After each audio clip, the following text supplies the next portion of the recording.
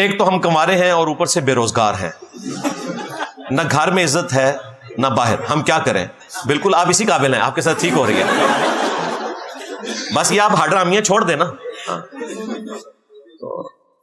روزگار ہے بھائی, آپ کرنا نہیں چاہتے. ہمارے عثمان بھائی ہیں, ان کی دکان پہ جب بھی کوئی بھیک مانگنے کے لیے آتا ہے نا, نیا بیلچا اٹھا کے, آپ نے دیکھا آج کل چوراہوں پہ آپ کو نئے بیلچوں کے ساتھ لوگ نظر آئیں گے, بعض نے ساتھ اپنی بیوی کھڑی کی ہوگی, چھوٹا سا بچہ ہوگا, آپ کو ترس آ جائے گا, اور بیلچا بالکل نیا ہوگا جیسا کہ ابھی دکان سے لے کر آئے, اس نے زندگی میں کبھی مزدوری نہیں کی.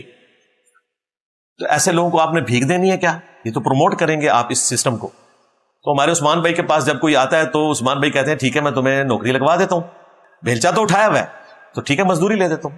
تو وہ کہتے ہیں میری زندگی میں ابھی تک کوئی بندہ نہیں آیا جو مزدوری کے لیے تیار ہو, تو ہارڈر عام ہے. تو اس طرح کی مزدوری تو اویلیبل ہے نا بھائی. آپ نے افسر لگنا ہے. جن صحابہ کرام کی آپ مثالیں دیتے ہیں وہ تو یہی کام کرتے تھے, بھیڑ بکریاں چرایا کرتے تھے. اس وقت تو 2 وقت کی روٹی ایک ایشو تھا.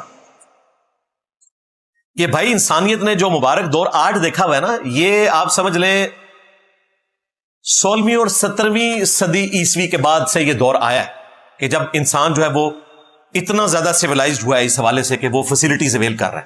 پہلے 2 وقت کی روٹی ایشو ہوتی تھی, اسی کے پیچھے جنگیں ہوتی تھیں, اسی کے پیچھے شہنشاہ دوسرے ملکوں پہ حملہ کرتے تھے, ان کی زمینیں ہتھیا لیتے تھے, اسی کی بنیاد کے اوپر سمندری سفر اختیار کرتے تھے, نئے نئے کانٹیننٹ دریافت کیے جاتے تھے, وہاں کی معدنیات کو حاصل کیا جاتا تھا تاکہ ہماری روٹی روزی پوری ہو.